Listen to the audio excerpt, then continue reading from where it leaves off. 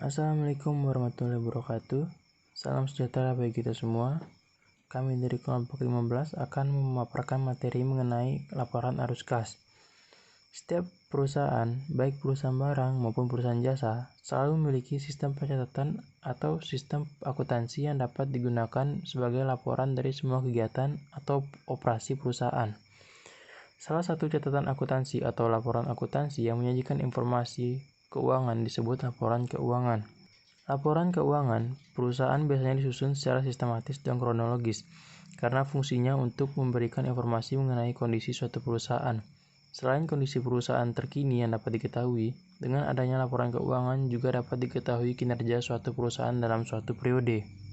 Berdasarkan para standar akuntansi keuangan nomor 1, laporan keuangan terdiri atas neraca, laporan laba rugi, laporan perubahan modal ekuitas, laporan keuangan arus kas atau laporan arus kas atau laporan kas, dan catatan atas laporan keuangan. Laporan keuangan pada perusahaan dagang maupun perusahaan jasa pada dasarnya sama, hanya sedikit perbedaan yang ada pada laporan keuangan perusahaan dagang dan jasa. Hal tersebut disebabkan oleh perbedaan kegiatan utama pada perusahaan dagang dan jasa. Dalam kesempatan kali ini, salah satu laporan keuangan yang akan saya bahas yaitu laporan keuangan arus kas. Laporan keuangan arus kas yang akan dibahas meliputi pengertian, cara menyusun, tujuan, dan contoh. Pengertian. Laporan keuangan arus kas memiliki pengertian sebagai laporan keuangan yang menyajikan informasi tentang penerimaan dan pengeluaran kas suatu perusahaan selama suatu periode.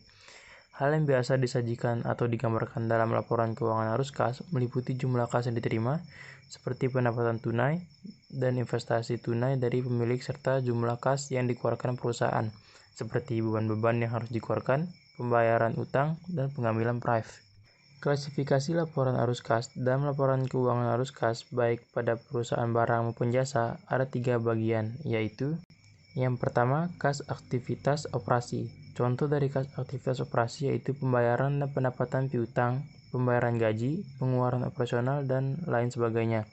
Laporan kas dari aktivitas operasi terdiri dari kegiatan atau operasi utama pada sebuah perusahaan yang secara langsung berimbas pada kas. Yang kedua, aktivitas investasi, merupakan laporan kas keuangan yang berkaitan dengan perolehan penjualan dan pembelian aktiva tetap atau aktiva permanen. Yang ketiga, kas aktivitas pendanaan, laporan keuangan arus kas yang berhubungan dengan investasi pemilik, peminjaman dana, dan pengembalian uang oleh pemilik. Laporan keuangan arus kas membutuhkan data atau informasi dari neraca periode sebelumnya dan periode yang bersangkutan, dan laporan laba rugi pada periode yang bersangkutan. Dari penyajian informasi yang ada pada laporan arus kas, maka laporan arus kas dapat diartikan sebagai salah satu bentuk laporan keuangan yang menyajikan informasi tentang penerimaan dan pengeluaran kas suatu perusahaan selama satu periode. Laporan keuangan arus kas merupakan laporan yang mengungkapkan seluruh penerimaan dan pengeluaran kas selama periode akuntansi.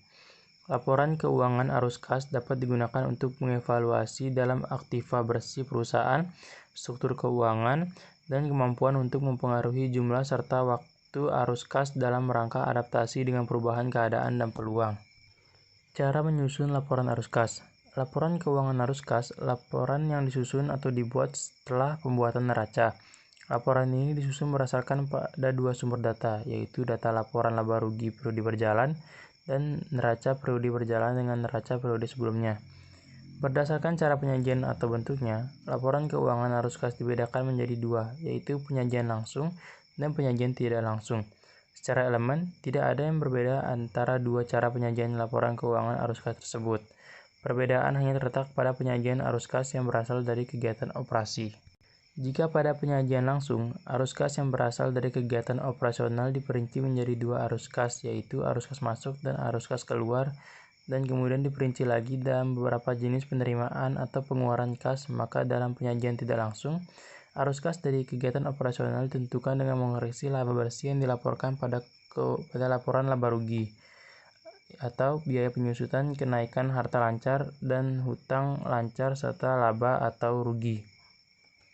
Secara umum, ada 5 langkah yang dapat digunakan sebagai cara menyusun laporan keuangan arus kas, yaitu yang pertama, hitung kenaikan atau penurunan yang terjadi pada kas. Yang kedua, hitung dan laporkan kas neto yang digunakan pada aktivitas operasi dengan menggunakan cara langsung atau tidak langsung. Yang ketiga, hitung dan laporkan kas neto yang digunakan pada aktivitas investasi. Yang keempat, hitung dan laporkan kas neto yang digunakan oleh aktivitas pendanaan. Yang terakhir, hitung arus dan jumlah kas neto dari gabungan kas neto yang digunakan oleh aktivitas operasi, investasi, dan pendanaan dengan saldo awal kas. Penyusunan laporan keuangan arus kas yang benar berguna untuk masa depan perusahaan di masa depan.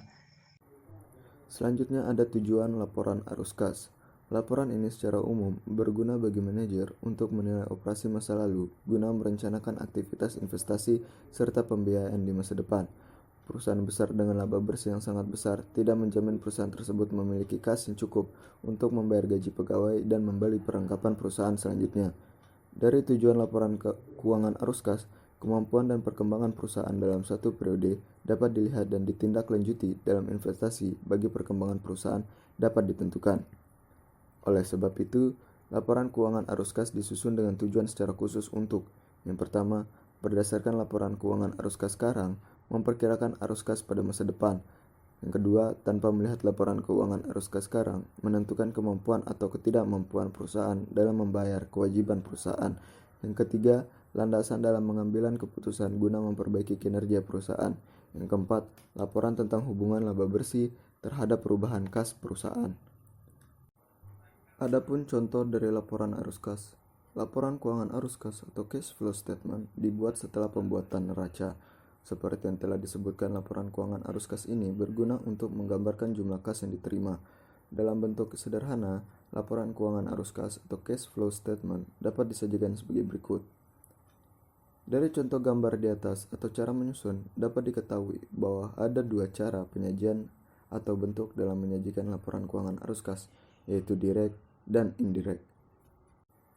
Dan yang terakhir ada manfaat laporan arus kas. Laporan keuangan arus kas memiliki berbagai manfaat bagi perusahaan barang ataupun jasa. Selain bermanfaat bagi perusahaan, laporan ini juga bermanfaat bagi banyak pihak yang membutuhkan informasi dari laporan tersebut, seperti para investor, kreditor, dan pihak-pihak lain. Informasi dalam laporan keuangan arus kas dapat memberikan informasi mengenai kemampuan entitas suatu perusahaan dalam menghasilkan arus kas di masa depan. Dari informasi laporan keuangan arus kas, dapat dilihat seberapa besar kemampuan perusahaan dalam membayar dividen dan memenuhi kewajibannya, seperti membayar gaji karyawan. Dengan adanya data mengenai dana masuk keluar atau kas masuk dan keluar, maka laba bersih dapat diketahui sehingga keberhasilan suatu perusahaan dapat diukur dengan jelas. Kesimpulan dari laporan keuangan arus kas dapat menggambarkan masa depan atau perkembangan suatu perusahaan nantinya. Sekian presentasi dari kami. Apabila ada kekurangan atau kesalahan kata, mohon dimaafkan. Terima kasih atas perhatiannya. Wassalamualaikum warahmatullahi wabarakatuh.